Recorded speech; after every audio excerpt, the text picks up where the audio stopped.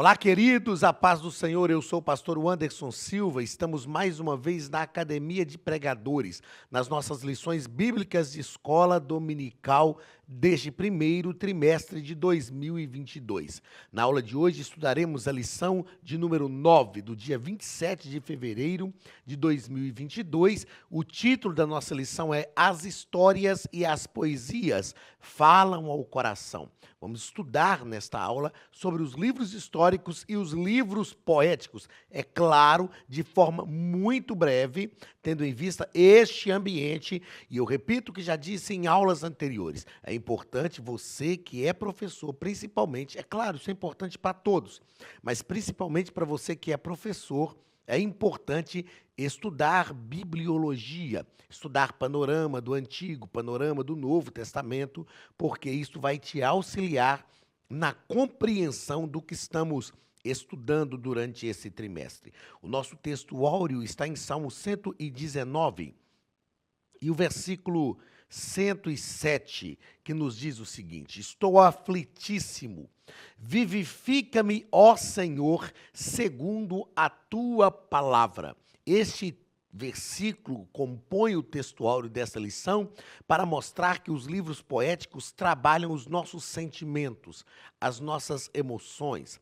A estrutura literária, nós veremos isso durante a aula de hoje, a estrutura literária dos livros poéticos, com exceção de Eclesiastes, que está escrito em forma de prosa, a estrutura literária dos livros poéticos está em forma de poesia e tem o objetivo de trabalhar as nossas emoções e os nossos sentimentos. É claro que isso não é manipulação da nossa mente, isso é verdadeiramente a forma literária judaica de trabalhar as nossas emoções. Então, a gente percebe isso neste salmo, quando o salmista ele fala dessa forma e a maneira como a estrutura do texto é trabalhada, isso nos reporta para alguns momentos da nossa vida que nós nos sentimos como o salmista. A poesia ela tem esse poder. A gente lê o texto, estou aflitíssimo, e a gente tem a sensação que está percebendo totalmente o sentimento do escritor, o sentimento do salmista.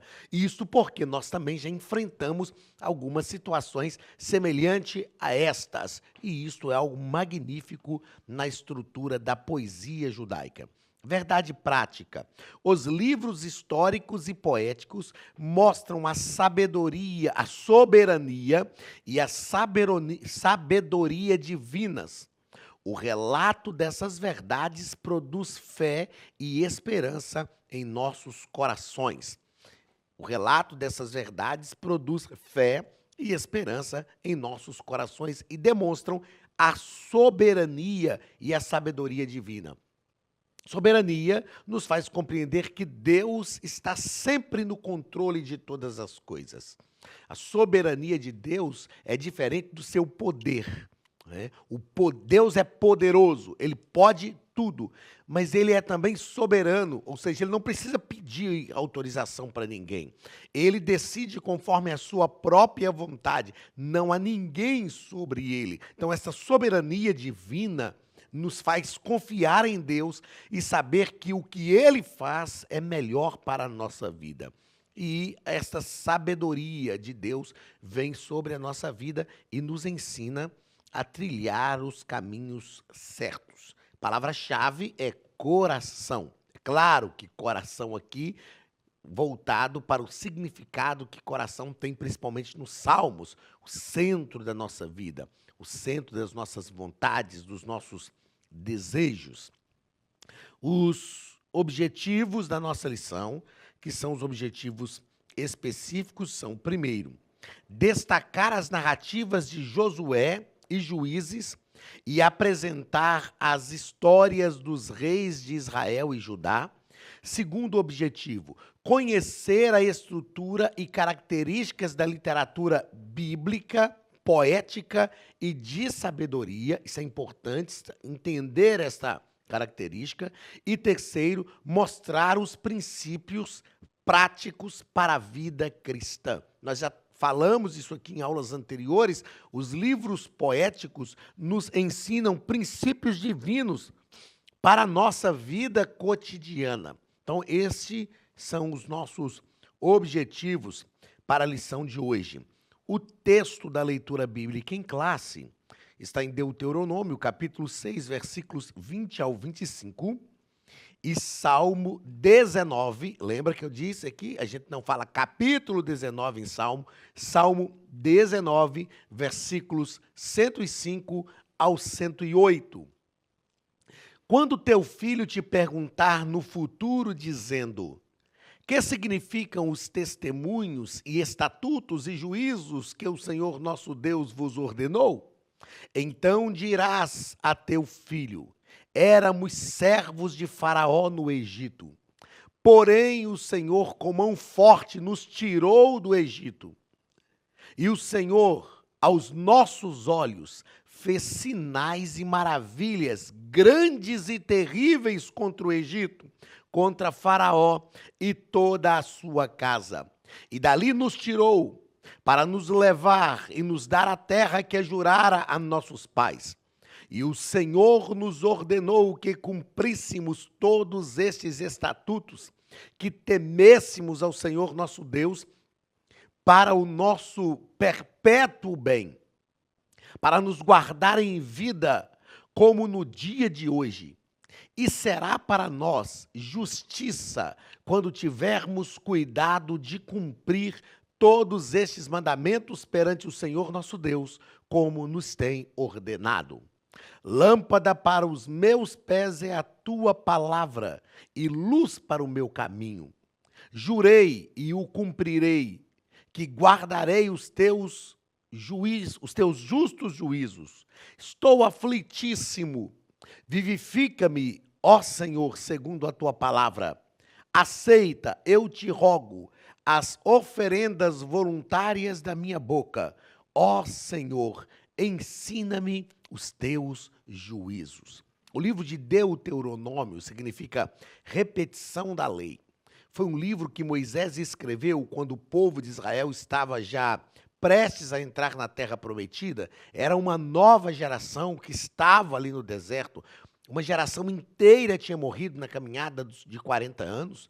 Deus havia dito a Moisés que ele não entraria na terra prometida, e então ele escreveu Deuteronômio, que significa repetição da lei, para mostrar para aquela geração, para lembrar aquela geração o que Deus havia feito por eles. Então ele repete a lei para aquela geração e ele faz questão de afirmar para aquela geração a importância de se cumprir os mandamentos do Senhor.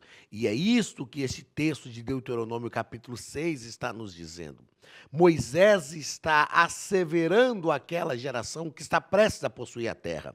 Aquela geração que não tinha, a maioria deles, a grande maioria deles, não tinha saído do Egito, não tinha visto a forma como Deus venceu o Faraó para arrancar o seu povo de lá com mão forte. Mas era uma geração que ia possuir a terra. Era uma geração que precisava confiar no Senhor, entrar na terra e não se perder. É claro que ao estudar a história de Israel, nós percebemos que o povo acabou se perdendo, mas a ordem de Deus para eles era esta: eles deveriam guardar os estatutos. E é interessante que o último versículo, que é o versículo 25 aqui na leitura bíblica em classe, do capítulo 6 de Deuteronômio, mostra o que era para eles o resultado, o que objetivava guardar os mandamentos. E será para nós justiça quando tivermos cuidado de cumprir todos estes mandamentos. Ou seja, o cumprimento, ou, aliás, o resultado que eles precisavam estava não no próprio esforço do povo para alcançar aquele resultado, mas no esforço de cada israelita em guardar os mandamentos do Senhor. Nós precisamos pregar, anunciar, deixar isso claro nos nossos dias. O segredo, eu ensino isso para os meus filhos, o segredo da nossa prosperidade e da nossa felicidade está ligado à nossa obediência a Deus. quando guardamos os seus mandamentos, quando o obedecemos, Deus prospera a nossa vida. A bênção de Deus vem sobre a nossa vida. E aqui nós temos um texto do Salmo 119, onde o salmista está falando do que a palavra de Deus significa para ele. Lâmpada para os pés e luz para o caminho. E ele pede ao Senhor que o vivifique, que aceite as suas oferendas voluntárias, que aceite as palavras da sua boca e que o Senhor lhe ensine os seus juízos. Nós precisamos anunciar isso, falar disso. É muito importante que a nossa geração compreenda que o segredo de tudo na nossa vida está em ser fiel a Deus, em guardar os seus estatutos, guardar a sua fidelidade e trilhar os caminhos da sua palavra. Na introdução da nossa lição, o comentarista nos coloca que os livros poéticos e de sabedoria recorrem ao texto lírico com o propósito de despertar sentimentos. Despertar sentimentos. É interessante que, às vezes, nós, evangélicos, pentecostais principalmente, temos um pouco de aversão com essa questão de despertar os sentimentos. Por exemplo, eu gosto muito de instrumental. Então, eu gosto de pôr um instrumental para orar. Às vezes, na hora de dormir, eu coloco um instrumental. Eu gosto de um instrumental na hora da mensagem, colocar um instrumental ali de um hino. Não gosto desses negócios meio assim, que é muito modinha não, sabe? Mas eu gosto de um instrumental. E às vezes algumas pessoas já me falaram o seguinte: mas esse negócio de instrumental é para manipular a mente das pessoas. Nós precisamos compreender que, no caso da música, por exemplo, a definição de música é que a música é a expressão dos diversos afetos da nossa alma através dos sons. Eu falo na nossa congregação com os músicos que eles são responsáveis por promover a adoração na igreja. A música promove este ambiente de adoração. Nós que pregamos sabemos como é bom quando a gente vai para um congresso pregar ou num culto da nossa igreja mesmo e tem lá um instrumentista, um músico, um cantor, uma cantora que estão alinhados com o que Deus está fazendo no culto, ligados naquilo que Deus está promovendo e que cantam e que promovem esta adoração na igreja. E a gente tem, às vezes, medo ou acredita, né, que algumas pessoas estão... isso é manipulação da mente das pessoas. Aí a gente olha para este comentário que o comentarista nos coloca aqui na introdução, que é uma realidade. Os livros poéticos e de sabedoria recorrem ao texto lírico com o propósito de despertar sentimentos. Ou seja, gerar em nós sentimentos. E é claro que sentimentos verdadeiros, genuínos, e que são gerados, promovidos pela palavra de Deus. Então não há problema algum em gerar sentimentos. O problema é quando geramos sentimentos que não devem ser gerados. Mas a palavra de Deus gera sentimentos genuínos e verdadeiros.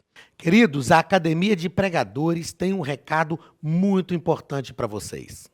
Olá, queridos alunos e alunas da Academia de Pregadores. Que bom ter você conosco neste momento tão especial. Estamos aqui para apresentar a nova plataforma da Academia de Pregadores, que foi construída ao longo dos últimos meses com muito carinho, um grande investimento, para levar até você não somente um conteúdo de excelência, mas também tecnologia de ponta.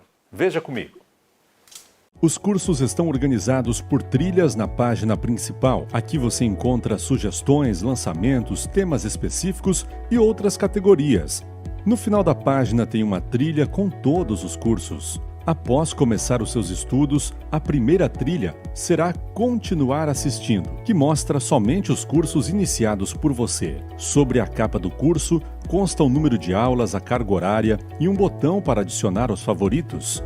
Nesta seta, você pode expandir e ver um vídeo de introdução. Para fazer login, clique no avatar no canto superior direito e insira o seu e-mail e senha usados no cadastro. Caso tenha esquecido a senha, é só clicar neste link, preencher o e-mail cadastrado e a senha será enviada.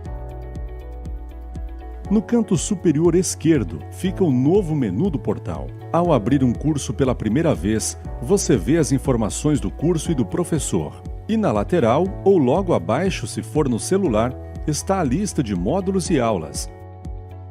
Algumas aulas iniciais podem ser grátis e qualquer pessoa que fizer um cadastro rápido pode assistir. Após se matricular, aqui você vê as aulas concluídas, aulas liberadas ou agendadas. Você pode adicionar os favoritos, dar uma nota ao curso e acompanhar o seu progresso. E se você sair do curso e retornar depois, o sistema vai abrir exatamente a última aula assistida. Se estiver no computador, use esta seta para ampliar a tela. Logo abaixo da videoaula você encontra os links para baixar anexos, como áudio e apostilas. E neste campo em branco, pode fazer as suas anotações enquanto assiste. Depois é só imprimir ou salvar. Quando terminar o curso, clique no botão Emitir meu certificado e ele será gerado automaticamente no mesmo instante e sem custo. Clicando no avatar, você tem acesso ao seu perfil e histórico de pagamento. Em Meus Cartões, pode adicionar um novo cartão de crédito para fazer o pagamento do seu plano. Se você já era nosso aluno e seu cartão não aparece aqui, adicione um cartão na nova plataforma. Então aproveite as novidades e clique em Assine Agora. Escolha um dos planos e tenha acesso a todos os cursos imediatamente. Venha para a Academia de Pregadores, a maior escola bíblica online do Brasil.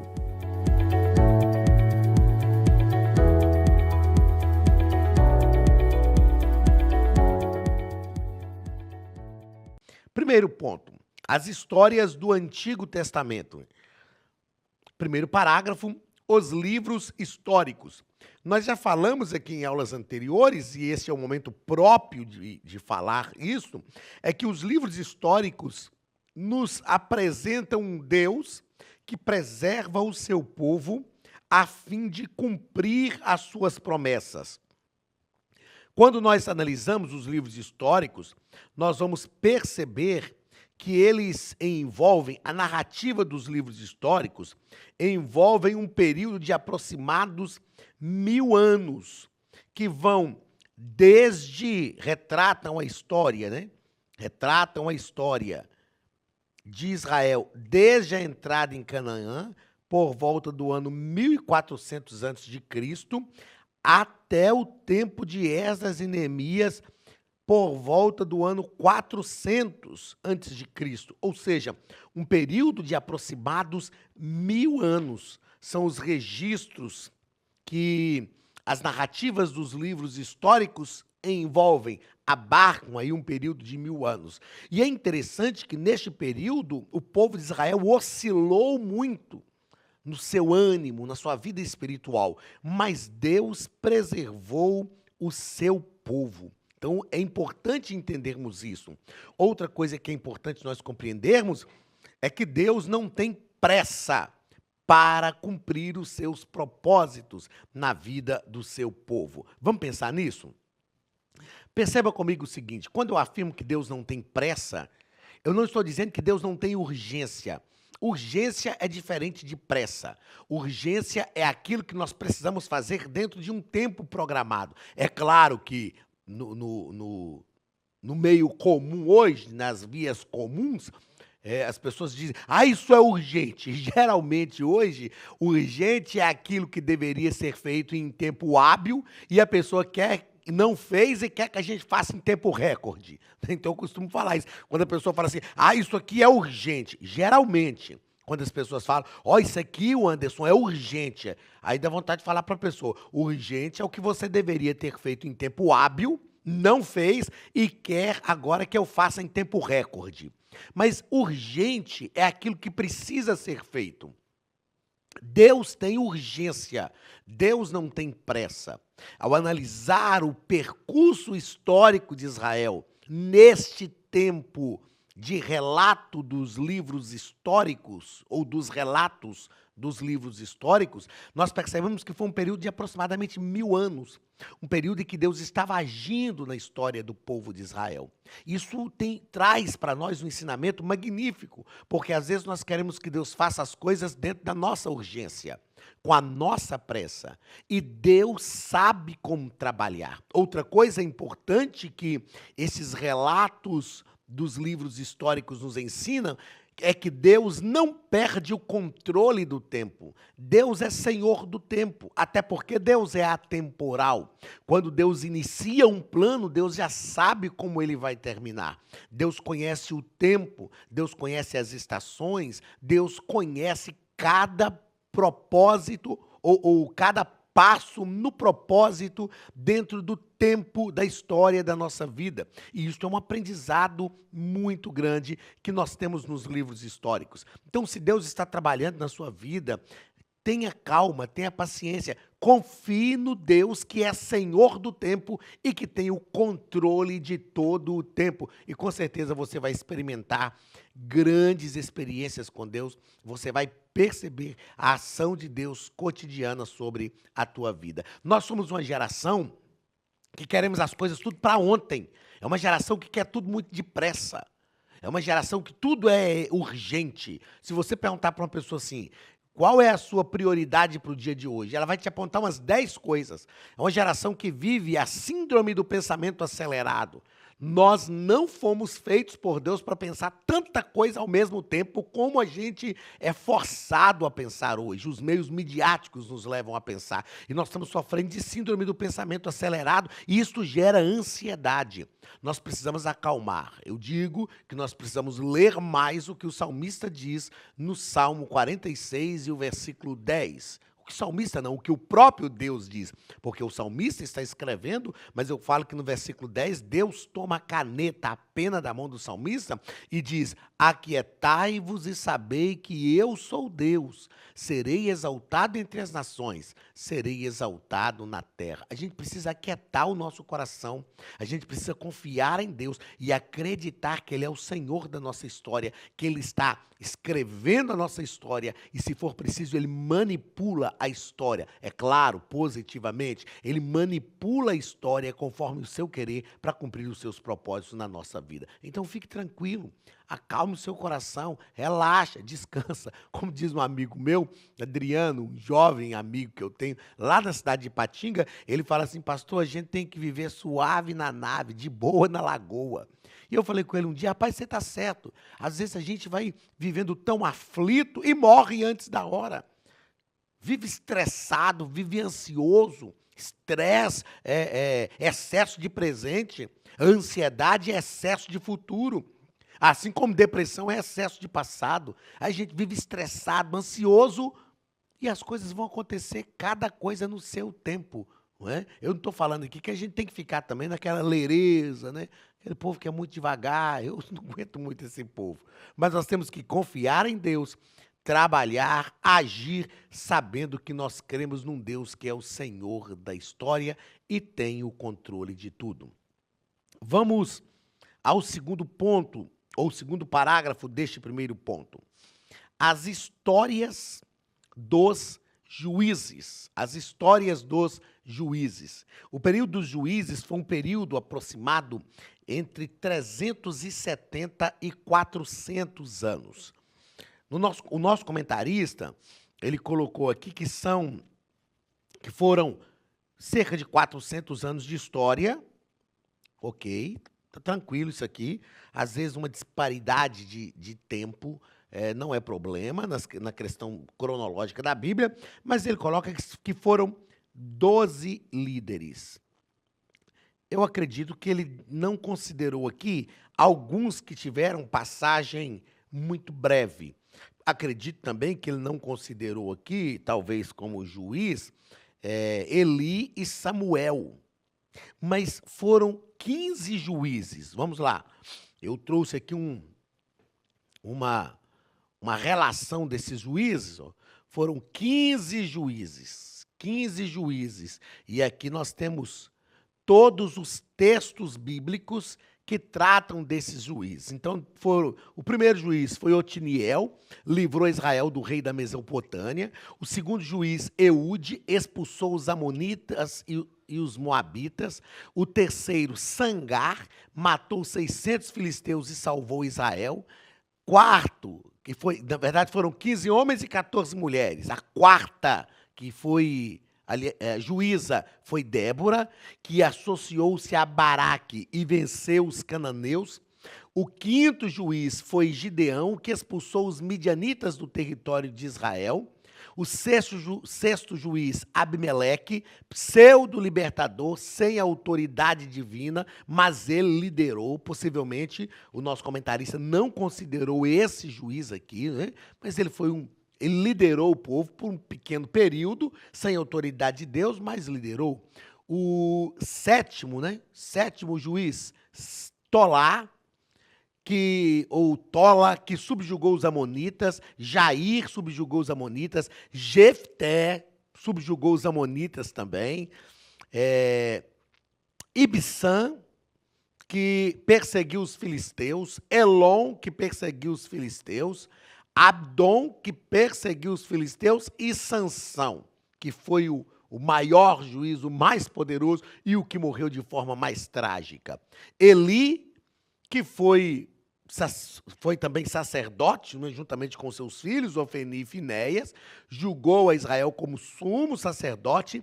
E, por fim, Samuel, que foi sumo sacerdote também, substituiu Eli, julgou o povo de Israel, foi profeta também e ungiu o primeiro rei de Israel, que a gente vai falar dentro do corpo da lição daqui a pouco, que foi o rei Saul. Então foram 15 juízes, estão aqui todos os relatos bíblicos, né, no livro de Juízes, Juízes capítulo 3, a partir do versículo 9. No comentário da lição, o comentarista coloca a partir do versículo 11, mas não tem problema, porque é a partir mesmo do versículo 11 que a gente vê Otiniel subindo ao trono, não era rei, né? Otiniel aparecendo como juiz. E depois os textos de 1 Samuel, capítulo 4 e o capítulo 7, que falam de Eli e falam também de Samuel. Então aqui está a relação de 15 juízes desse período dos juízes. A história dos juízes, o período dos juízes, é também um período que nós chamamos de período de altos e baixos da história de Israel, porque o povo de Israel ficou sem liderança. Josué introduziu o povo na terra, não conquistou toda a terra prometida. A Bíblia diz que Josué morreu, a tribo de Judá começou a liderar. A gente aprende isso estudando história de Israel. A tribo de Judá liderou, assentou-se na terra e o povo ficou sem liderança. E a Bíblia diz que cada um fazia o que achava melhor. Eles se desviaram e Deus permitia nações vizinhas oprimir o povo. Então eles se arrependiam e Deus levantava um juiz, livrava o povo. O juiz morria, eles se desviavam de novo e Deus permitia outra nação vizinha oprimi-los. Eles clamavam a Deus, Deus levantava outro juiz e libertava o povo. E foi esse período de altos e baixos da vida de Israel. O último juiz que foi profeta, que foi sacerdote, foi Samuel e ungiu o rei Saul como rei de Israel. Terceiro parágrafo do primeiro ponto, a história dos reis de Israel. Na história dos reis de Israel, nós temos o que chamamos de período do Reino Unido e período do Reino Dividido. Período do Reino Unido foi com Saul, Davi e Salomão. Saul foi escolhido por Deus. Eu achei magnífico o nosso comentarista colocar isso aqui. Deus constituiu Saul como rei de Israel. Porque eu já ouvi muita gente pregar e ensinar que Davi é o rei segundo o coração de Deus e Saul o rei segundo o coração do povo. O povo pediu um rei. Lá em Deuteronômio, Moisés escreveu e disse para o povo: vocês vão entrar na terra e vão querer um rei conforme as nações vizinhas. Não façam isso. E eles fizeram. Assim como fizeram tudo que Moisés, acho que falei Samuel, né? Mas tudo que Moisés disse para eles não fazerem em Deuteronômio, eles fizeram. Inclusive pedirem o rei. Mas quem escolheu Saul como rei foi Deus. Então, Saul liderou, foi o primeiro rei, depois cometeu falhas, o próprio Deus depôs Saul do trono, rejeitou Saul, Davi assumiu, depois de Davi, Salomão, e depois de Salomão, Roboão. E com Roboão, o reino de Israel se dividiu em reino do norte e reino do sul. Reino do sul, 2 tribos, capital Jerusalém. Reino do norte, 10 tribos, capital Samaria. E estes reinos foram depois para o cativeiro por causa da idolatria, por serem um povo de dura serviço, por não se humilharem diante de Deus. E então o reino do norte foi para o cativeiro em 622, em 722 a.C., o cativeiro assírio, e o reino do sul foi para o cativeiro em 3 levas, 605, 597 ou 593 e 585, alguns datam 586 a.C., o reino do sul realmente caiu. Por exemplo, aqui, o nosso comentarista data 586 a.C., o reino do sul realmente caiu diante de Nabucodonosor, na sua terceira incursão, mas em 539 eles voltaram do cativeiro babilônico. O reino do norte não voltou do cativeiro, Deus restaurou o reino do sul.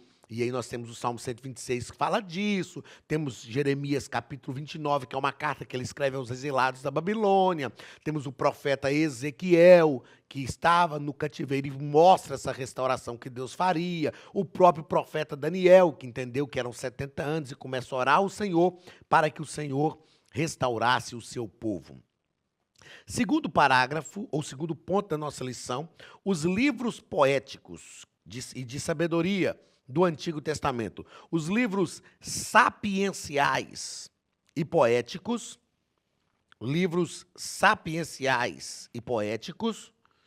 que vão falar que são os livros de Jó, Salmos, Provérbios, Eclesiastes e Cantares de Salomão. Como eu disse anteriormente, Eclesiastes foi escrito quase todo em prosa. E os outros livros foram redigidos, em sua maioria, em forma de poesia. A prosa é um gênero literário que diz respeito à maneira como nós falamos mesmo. A prosa retrata o modo normalmente como falamos. A poesia expressa sentimentos e pensamentos mediante versos que atingem o intelecto e as emoções. Então a gente percebe isso no livro de Eclesiastes. O escritor está escrevendo como se a gente mesmo estivesse falando. E Salomão faz uma reflexão sobre o verdadeiro sentido da vida. Já nos demais livros, nós temos um trabalhar das nossas emoções para nos ensinar sobre princípios divinos para uma vida bem-sucedida. Segundo parágrafo do segundo ponto, Eclesiastes, Provérbios e Jó são livros de reflexão. Eclesiastes fala do resultado negativo daquele que não aplica os princípios divinos à sua vida. Provérbios fala da felicidade daquele que aplica os princípios divinos à sua vida. E Jó fala sobre o sofrimento. E a grande pergunta no livro de Jó não é por que sofre o justo, mas é como o sofrimento do justo contribui com o seu bem, ok?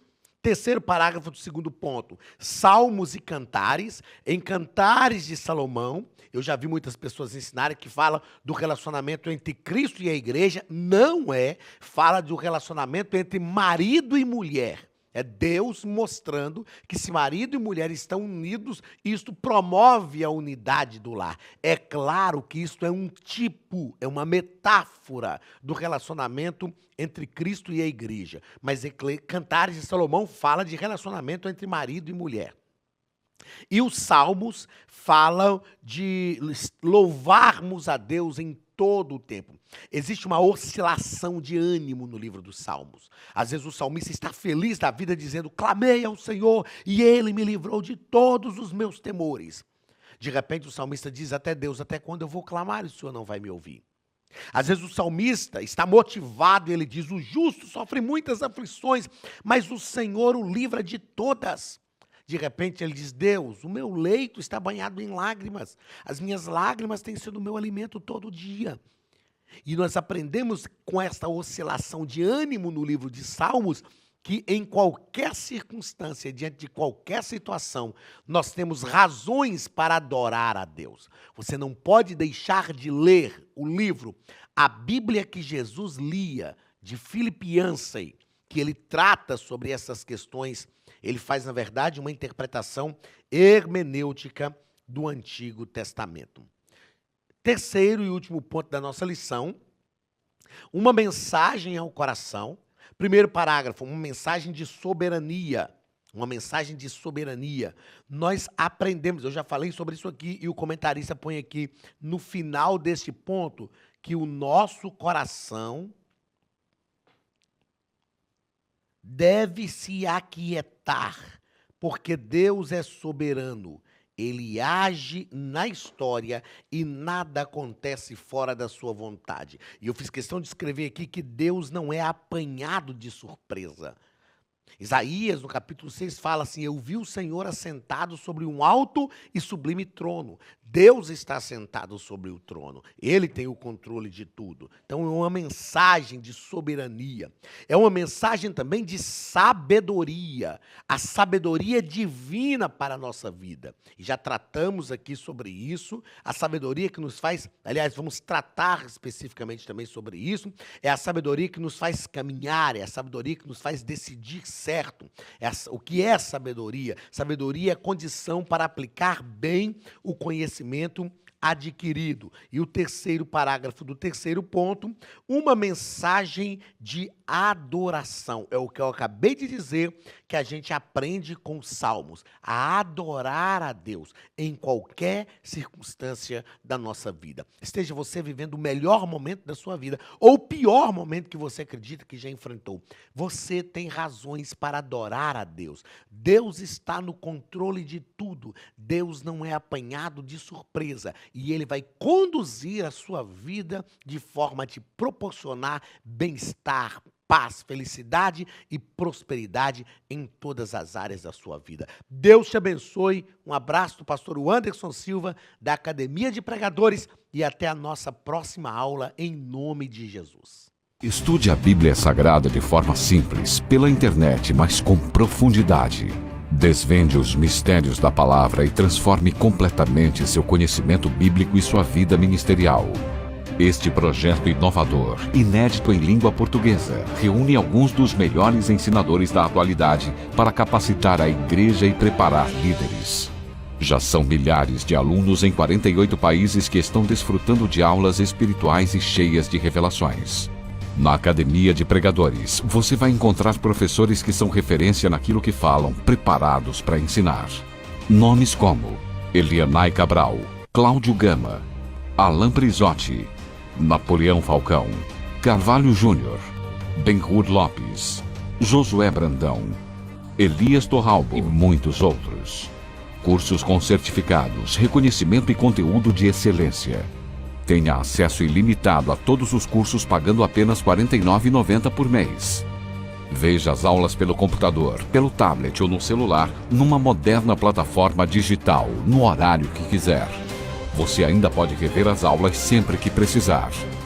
Aproveite esta oportunidade e faça parte da Academia de Pregadores, a maior escola bíblica e teológica online.